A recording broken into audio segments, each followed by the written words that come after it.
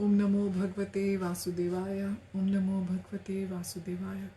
Om Namo Bhagavate Vasudevaya. Welcome to today's reading from Brilliant as the Sun, a retelling of Srimad Bhagavatam. We're going to be reading from chapter 20, Lord Vishnu instructs Prithu. Hukum karoti vachalam pangum langhayate girim yat kripa tamham vande Shri Gurum Dinatarinam Paramananda Madhvam Shri Chaitanyeshwaram Hari Om Tat Sat. Lord Vishnu appears at Prithu's sacrifice. Maitreya glanced up at the sun. It was mid-afternoon and Vidur had eaten nothing all day. He rose and plucked some figs from the tree and unwrapped the wild nuts he had gathered earlier. My dear Vidur, please have these. They will keep your strength up.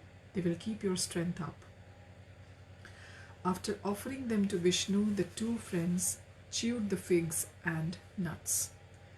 Vidur was absorbed in thought. At length he said, "It's surprising that Prithu did not feel disturbed that his sacrifice had been curtailed." Verse 1.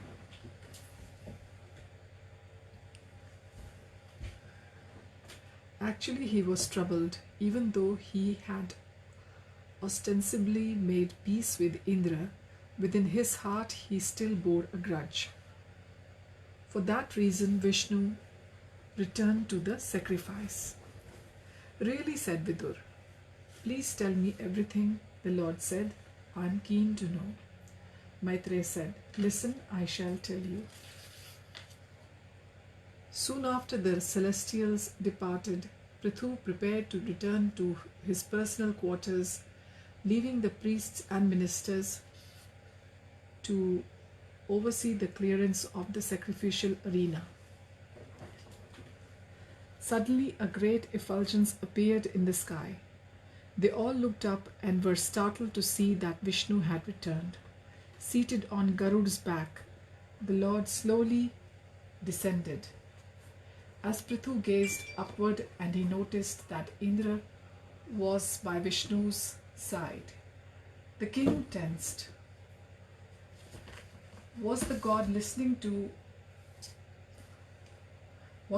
intending to create still more disturbance? He prostrated himself before the Lord, then stood with folded hands. Verse 2, Vishnu said, "My dear King Prithu, Indra, the king of heaven, has disturbed your execution of 100 sacrifices. Now he has come with me to seek your forgiveness. Kindly excuse him." Prithu looked from Vishnu to Indra and then back at the Lord. "My dear Lord, I already said I forgave him." Verses 3 and 4, Vishnu smiled. "O King, you are the best among human beings, for you intelligently desire to perform welfare, work for others. Such an elevated person, knowing the difference between the soul and the body, does not bear anyone malice. You have cultivated spiritual knowledge under the auspice of great teachers. Do not let your knowledge and training come to naught by falling under the sway of my material energy."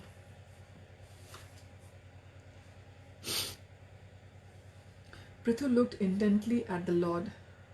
Malice? What did he mean? Yes, it made sense. Had he not felt uneasy when he again saw Indra? Clearly the Lord understood his heart even better than him.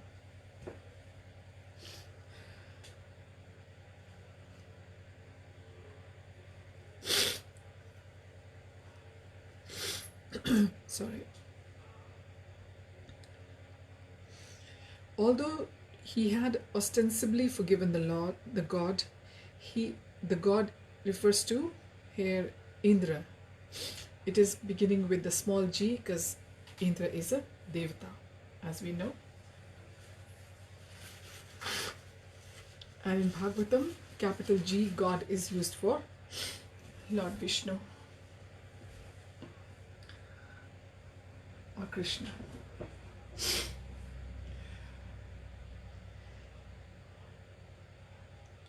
Although he had ostensibly forgiven the god, he still bore him a grudge and did not trust him. Vishnu had obviously detected that and was now instructing him to truly forgive Indra. Verses 5 and 6 now. Vishnu nodded as if acknowledging Prithu's thoughts and said, "Men of your caliber who know the soul is different from the body, which is an ephemeral manifestation of past desires and karmic reactions, are not attached to their bodies.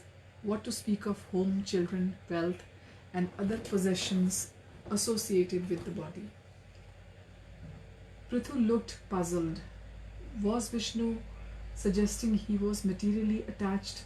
As the king gazed upon Vishnu's beautiful features, he realized that the deeper import of the Lord's words. Why had he been so intent on performing 100 sacrifices? It was that lingering attachment which was the root of his irritation with Indra, who had thwarted him by stealing the last horse. Vedic sacrifice was really meant for those desiring material success more than for pleasing the Lord. Vishnu was commending him for setting a good example for others for whom sacrifice might be necessary, but he was instructing him to not be attached to his plans. Verse 7, Vishnu again nodded approvingly, "My dear king, embodied souls are contaminated by ignorance. This is true even of the gods. However, you must try to see my hand as the all-pervading and self-revealing Paramatma at work. He is pure spirit without material contamination, the reservoir of good qualities, who witnesses all activities completely independent. He is both different from and transcendental to the embodied living beings." Verse 8, "When you see me acting in all situations, you will not be influenced by nature's modes, even though living in the material world. Rather, you will always engage in my loving service, unaffected by the modes." Prithu listened carefully. The Lord was clearly trying to save him from illusion. Influenced by the material energy, he saw Indra as an enemy. Vishnu was instructing him to see instead his hand at work. The Lord was above illusion and acting always for everyone's good. If he could see that, then he would never be subject to seeing friends and enemies. He would respond to every situation, good or bad, as the Lord desired. The king let out a long sigh, his heart pacified. If Vishnu did not want him to perform the 100 sacrifice, then why he attached to the idea? Then why he attached to the idea? Then why be attached to the idea?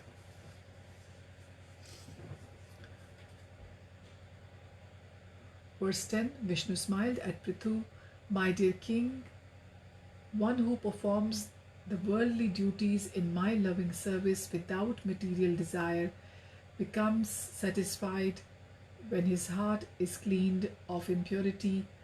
My devotee no longer sees from the narrow perspective of selfish enjoyment. Rather, he has the broader vision of pleasing me. Since he sees everything happening by sensation, Indra had been paying close attention to the conversation. On hearing how one should act only for Vishnu's pleasure, he lowered his head. He had acted shamefully out of personal ambition. If only he could become more like King Prithu, who had quickly relinquished his desire to perform 100 sacrifices. Verse 11, Vishnu glanced compassionately at Indra and continued to speak. When one recognizes that he is a soul completely different from the ever-changing body and mind, he becomes unaffected by happiness and distress related to the body. This is liberation from material bondage. Indra lifted his head and looked at Vishnu. Surely the Lord had understood his mind. This was what he must do, but how? It was not easy to realize one's spiritual identity. He looked over at Prithu. The king was great inspiration. Prithu caught Indra's glance and he felt his heart tighten. He looked away and drew a deep breath. Even though he no longer desired to complete the last sacrifice, he was still annoyed with Indra. How could he get free of this feeling? The Lord had instructed that one be unaffected by bodily and mental disturbance, but how was that possible for embodied souls? The king folded his palms and said, "My lord, since the soul supervises the body's activities, how can he remain materially indifferent?" Verse 12, Vishnu smiled. "An excellent question, my dear king. Please understand that the constant changes of the material world are due to the modes of nature which affect the five elements, the senses, the controlling gods, and the mind. If the soul identifies with the body or mind, he will feel agitated. However, my devotee has transcendental knowledge of his true identity as my servant and is always connected to me in friendship and love.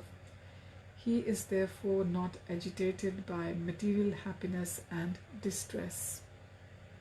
Verse 13, my dear hero, keep yourself aloof from material disturbances by always executing my order. Be equipoised in happiness and distress. Treat everyone equally, whether superior, equal, or subordinate to you, and always control your mind and senses. Equipped with these transcendental qualities, execute your prescribed kingly duty of protecting your citizens in all the situations of life which are all arranged by me. That is your only responsibility." Prithu said, "My lord, if I am indifferent to the results of my acts, for example, if I do not care whether the citizens have sufficient food and shelter, then why would I do my duty?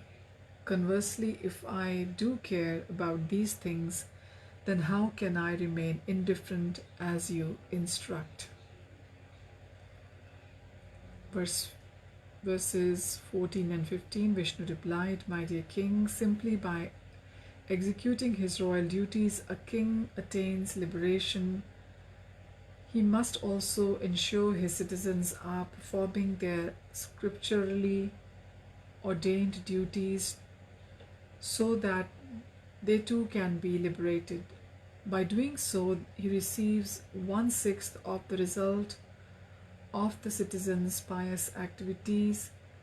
Heads of state who simply tax their citizens but do not try their best to give them protection and guidance are punished for the sinful deeds of their subjects. My dear king, Prithu, if you protect the citizens according to the instructions of learned Brahmans who have been properly trained in scriptural understanding without any speculation, then all your citizens will be happy and will love you.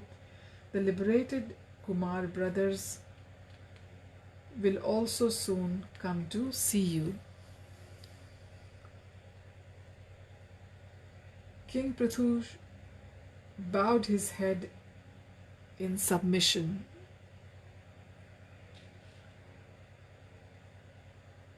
The Lord's answer was clear. By doing his duty without attachment, he would be liberated. If, in the name of detachment, he neglected his duty, he would go to the hell.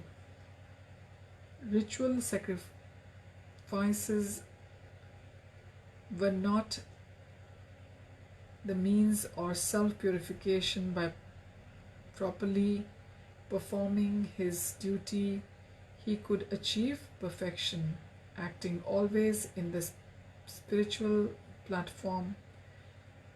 He should treat everyone equally and not be disturbed by any material situation.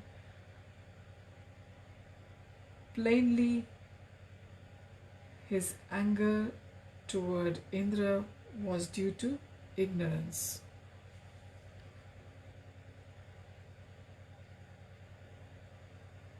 Verse 16, Vishnu looked lovingly at Prithu. My dear king, I am captivated by your elevated devotional qualities and nature, and am very favorably inclined toward you.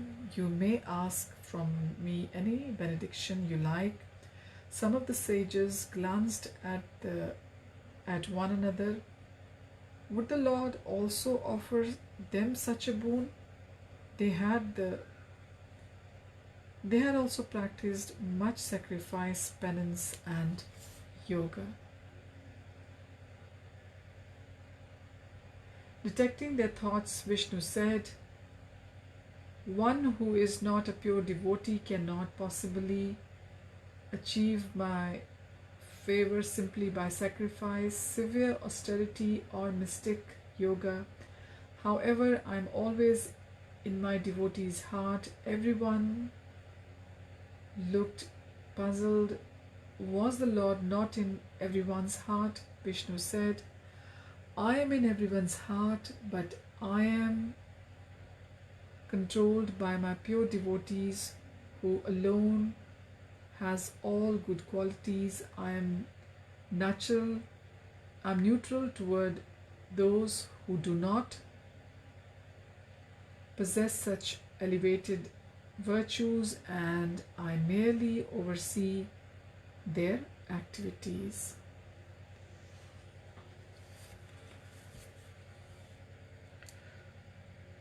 Verse 17, tears streamed down Prithu's face. His courtiers glorified him as a great world conqueror, but now he understand his true position. He said, I am your eternal servant and will unfailingly execute your order. So we will finish our reading for today here, because this chapter has got a few more pages to go through, and we'll resume this reading next time. Thank you for watching, or rather joining in today's reading. I wish you all a very blissful weekend ahead. Hariam Tat Sat. Hare Krishna.